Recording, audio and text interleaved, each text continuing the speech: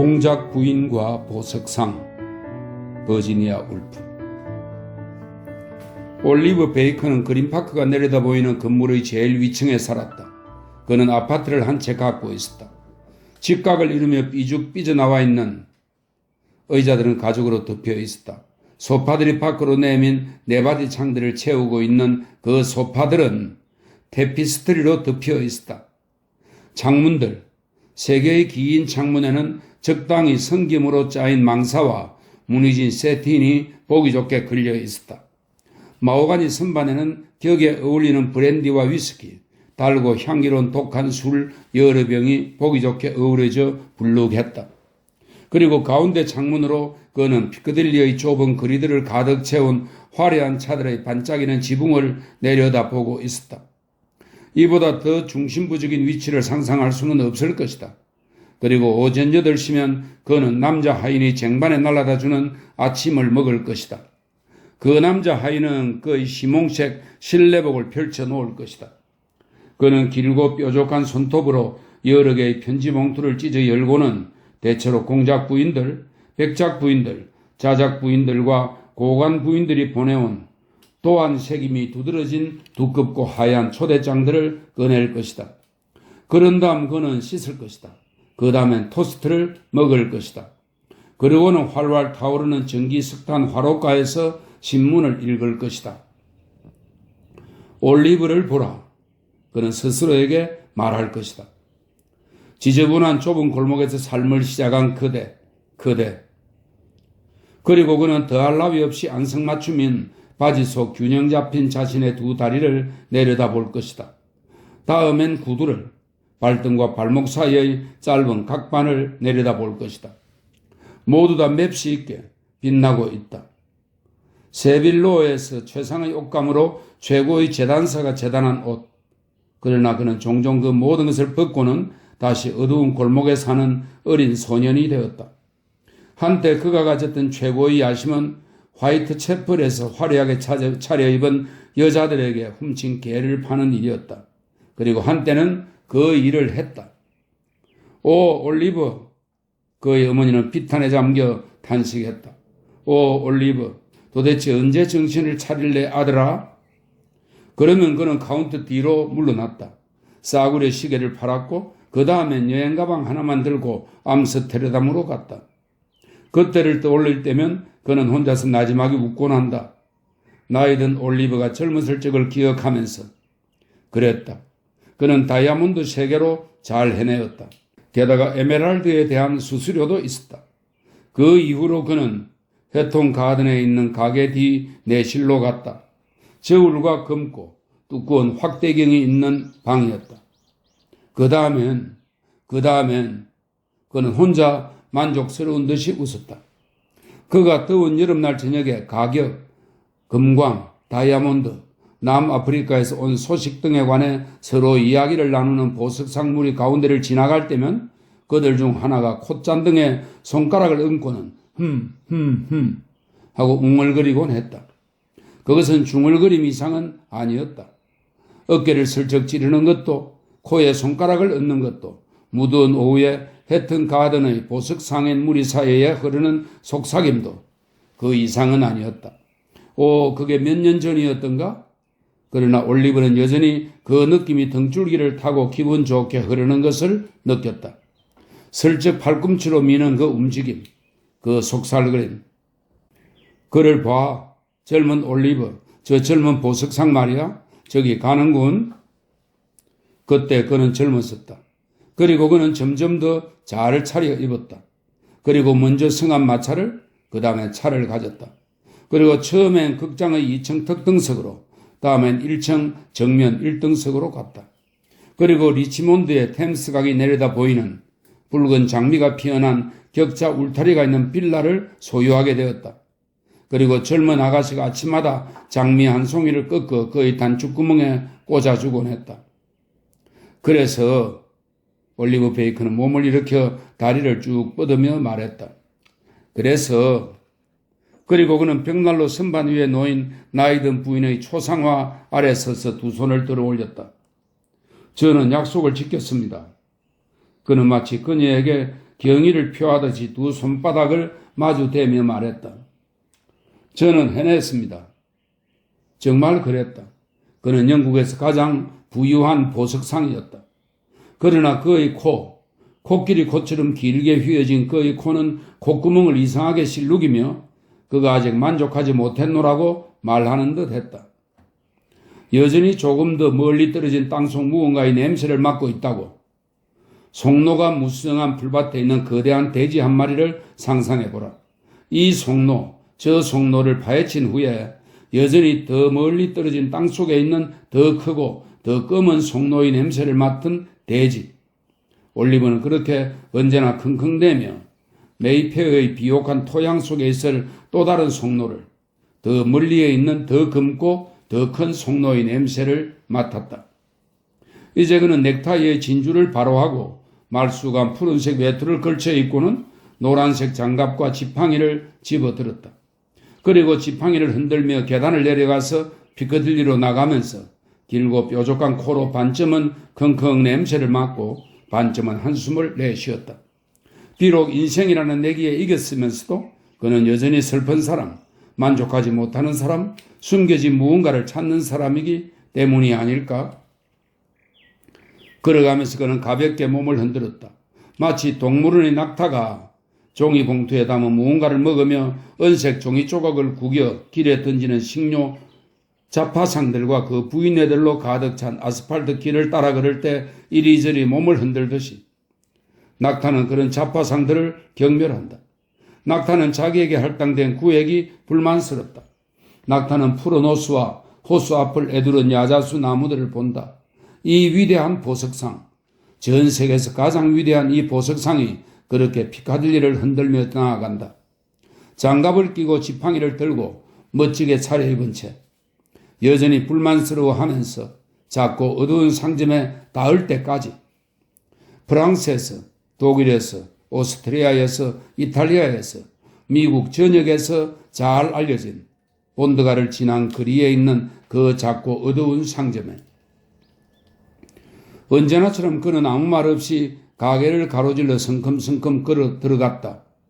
네 남자가 나이 든 마샬과 스펜스와 두 젊은이 헤번드와 윅스가 그가 지나갈 때 카운터 뒤에서 몸을 바로하고 서서 부러움에 가득 차 그를 바라보는데도 그는 단지 호박색 장갑을 낀 손가락 하나를 살짝 흔들어서 그들의 존재를 알고 있음을 알렸다. 그리고 그는 내실로 들어가 문을 닫았다. 그런 후 그는 창에 쳐져 있는 격자 창살문을 열었다. 본드가의 소음이 밀려들었다. 먼데 차 지나가는 소음도 상점 뒤에 있는 반사기의 불빛이 위쪽을 비추었다. 6월이라 나무 한 그루에서 녹색 이파리 6개가 물결처럼 일렁였다. 그러나 그 젊은 아가씨는 그 지역 양조장의 패드 씨와 결혼했고 이제 아무도 그의 단축구멍에 장미를 꽂아주지 않았다. 그래서 그는 반쯤 한숨을 내쉬며 반쯤은 콧방귀를 뀌었다. 그래서 그런 후 그가 벽에 있는 태엽 하나를 건드리자 서서히 그 판벽이 미끄러져 열리고 그 뒤에 5개, 아니 6개의 금고가 드러났다. 모두 번쩍이는 강철 금고였다. 그는 열쇠를 돌려 금고 하나를 열었고 또 그 다음 금고를 열었다. 금고마다 짙은 붉은색 벨벳이 깔려 있었고 팔찌, 목걸이, 반지, 보석이 박힌 관, 공작이 쓰는 관 등 보석 장신구들이 놓여 있었다. 아직 세공되지 않은 보석 알들은 유리 조각 위에 담겨 있었다. 루비, 에메랄드, 진주, 다이아몬드 모두 안전하게 반짝이며 차갑게 그러나 자체 내에 압축된 빛으로 영원히 타오르며 눈물, 올리브가 진주를 보며 말했다. 심장의 피, 그는 또 루비를 보며 말했다. 화약, 다이아몬드가 타오를 듯 반짝이도록 흔들며 계속 말을 이었다. 메이페어를 하늘 높이 폭발시킬 수 있을 만큼의 폭약. 그 말을 하면서 그는 머리를 뒤로 젖히고 마치 말이 우는 듯한 소리를 내었다. 탁자 위의 전화가 나지막한 소리를 내며 아첨하듯 신호를 보내왔다. 그는 금고를 닫았다. 10분 후에 그는 말했다. 그 전에는 안 돼. 그리고 그는 책상에 앉아 소매뿌리의 단추에 새겨진 로마 황제들의 두상을 들여다보았다. 그리고 그는 다시 자신에게서 벗어나 한 번 더 일요일에 사람들이 훔친 개를 팔던 골목에서 구슬을 가지고 노는 어린 소년이 되었다. 그는 젖은 버찌처럼 빨간 입술을 가진 그때의 꾀바르고 교활한 작은 소년이 되었다. 그는 말아놓은 소의 내장에 손가락을 집어넣어 장난을 치다가 생선을 튀기는 냄비에 그 내장을 담그고는 군중 사이를 요리조리 요령있게 피해 다녔다. 그는 가냘프고 민첩한 핥아놓은 돌멩이 같은 눈을 지닌 아이였다. 그리고 이제는 시계바늘이 째깍째깍 움직인다. 1분, 2분, 3분, 4분. 램봉 공작 부인이 그를 기다리고 있다. 램봉 공작 부인, 백이대를 이은 백 작가의 딸이 그녀는 카운터에 있는 의자에 앉아 10분 동안 기다릴 것이다. 그녀가 그를 기다릴 것이다. 그가 그녀를 만날 채비를 갖출 때까지 기다릴 것이다. 그는 우툴두툴한 가죽 케이스에 든 시계를 지켜보았다. 바늘이 움직였다. 바늘이 째깍째깍 움직일 때마다 시계가 그에게 그 위 간으로 만든 진미를 건네는 듯 했다. 샴페인 한 잔, 고급 브랜디도 한 잔, 금화 한 잎이나 되는 시가도 10분이 지났을 때 시계는 이런 것들을 그 옆에 있는 탁자 위에 차려놓았다. 그러자 그는 느리고 차분한 발소리가 가까워지는 것을 들었다. 복도에 옷자락이 살그락거리는 소리. 문이 열렸다. 해문드 씨가 벽을 등지고 서 있었다. 공작 부인이십니다. 그가 알렸다. 그리고 그는 벽을 등지고 선 채 그 자리에서 기다렸다. 몸을 일으키며 올리브는 공작 부인이 복도를 걸어올 때 드레스 자락이 스치는 소리를 들을 수 있었다. 그러자 갑자기 문을 가득 채우며 그녀가 모습을 드러냈다. 모든 공작들과 공작 부인들의 기품과 명성과 거만함과 화려함과 자존심을 한 무리의 파도에 실어 방 안을 채우며 그리고 파도가 부서지듯이 자리에 앉으면서 그녀는 위대한 보석상 올리브 베이컨 위로 펼쳐져 찰랑이며 부서져 내리는 파도가 되어 초록빛, 장밋빛, 보랏빛 등 반짝이는 화려한 색채로 그리고 향기로 무지개 빛깔로 손가락에서 뿜어지고 깃털 장식에서 너울거리고 실크에서 퍼져나오는 광채로 그를 뒤덮었다. 그녀는 몹시 몸집이 크고 살이 많이 찐 광택이 나는 분홍 태피티 옷을 꽉 끼게 입은 이미 한창 때를 지난 여인이기 때문이었다. 주름 장식이 많은 양산이 혹은 깃털이 무성한 공작새가 주름 접는 것처럼 깃털을 접는 것처럼 그렇게 그녀는 가죽 팔걸이 의자에 가라앉으며 비로소 진정하고 나래를 접었다. 좋은 아침이군요, 베이컨 씨. 공작 부인이 말했다. 그리고 그녀는 하얀 장갑이 갈라진 틈으로 손을 내뻗었다. 그리고 올리브는 그 손을 잡아 악수하며 고개를 숙였다. 그리고 그들의 손이 닿았을 때 그들 사이에 다시 한번 더 연결고리가 형성되었다. 그들은 친구이자 또한 적이었다. 그가 주인이고 그녀는 여주인이었다. 서로를 속이고 서로를 필요로 하고 서로를 두려워하며 그들은 매번 밖에는 하얀 불빛이 있고 이파리 6이 달린 나무가 있고 멀리 거리의 소음이 들려오고 뒤에는 여러 개의 금고가 있는 그 작은 상점 뒤 내실에서 그렇게 서로의 손을 잡을 때마다 서로 이렇게 느끼며 알고 있었다. 그럼 오늘은 공작 부인, 오늘은 어떻게 도와드릴까요? 올리브가 아주 부드럽게 말했다. 공작 부인이 그녀의 마음을, 그녀의 속내를 활짝 열어내 보였다. 그리고 한숨과 함께 그러나 아무 말 없이 그녀는 가방에서 기다란 가죽 주머니를 꺼냈다. 그것은 마치 날씬한 노란 족제비처럼 보였다. 그 족제비 배에 있는 갈라진 틈으로 그녀는 진주 몇 알을 꺼냈다. 진주 알들은 그 족제비의 배에 있는 틈에서 굴러나왔다. 한 알, 두 알, 세 알, 네 알, 마치 어느 천상의 새가 낳은 알처럼. 이게 남은 전부예요. 친애하는 베이컨 씨. 그녀는 구슬프게 말했다. 5, 6, 7 진주알이 굴러내렸다. 거대한 산자락을 타고 내려와 그녀의 무릎 사이 좁은 계곡으로 흘러나왔다. 8번째, 9번째, 그리고 10번째.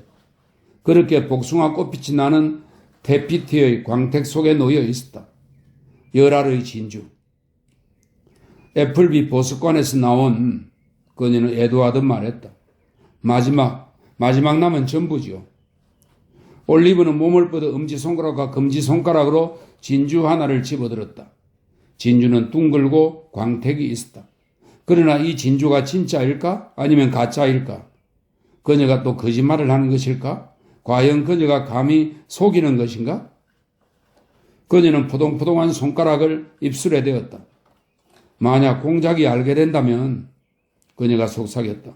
친애하는 베이컨 씨, 불운이 또 도박을 했군? 정말 그런 걸까? 그 악한 그 사기꾼. 그녀가 씩씩거리며 말했다. 광대뼈가 패인 그 남자인가? 불안당이지. 그리고 긴 구레나룻을 기른 공작은 쇠꼬챙이처럼 꼿꼿한 터였다. 만일 그가 알게 된다면 그녀를 내쳐 저 아래 그곳에 가두어 놓을 것이다. 내가 알고 있는 것을 그가 알게 된다면 올리브는 이런 생각을 하며 금고를 힐끗 보았다. 에르민타, 다프네, 다이애나. 그녀는 구슬프게 말했다. 이건 그들을 위한 거예요. 공작의 영예 에르민타, 다프네, 다이애나. 그녀의 딸들이다. 그도 그들을 알고 있으며 그들을 흠모했다.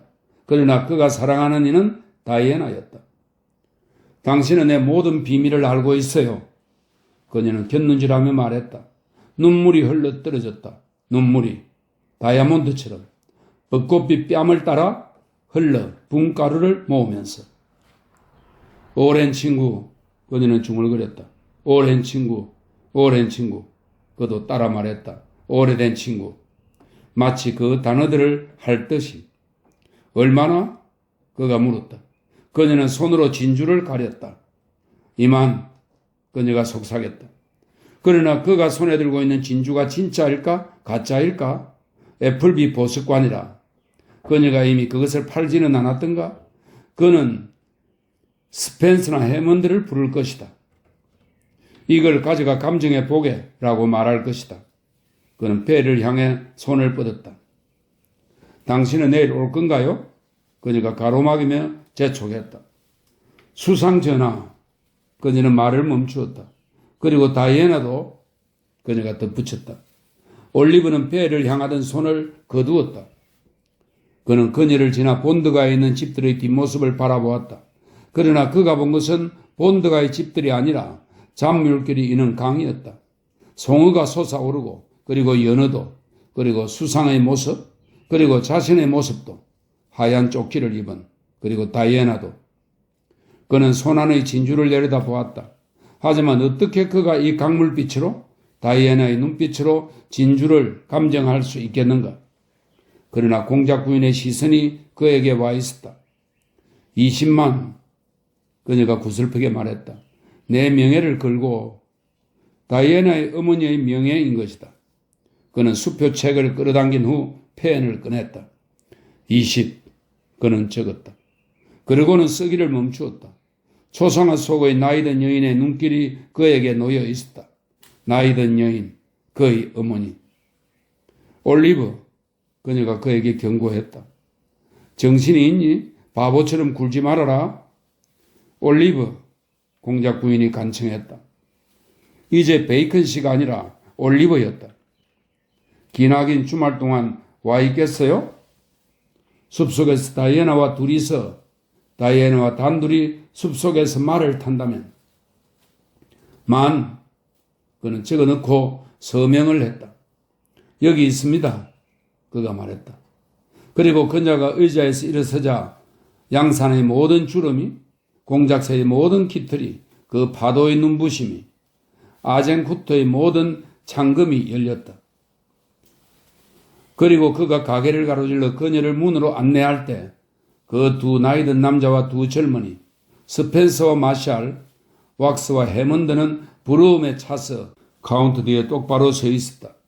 그리고 올리브는 그의 노란 장갑을 그들의 얼굴에 대고 흔들었고, 그리고 그녀는 자신의 명예, 그가 서명한 20만 파운드짜리 수표를 손에 꼭 쥐었다.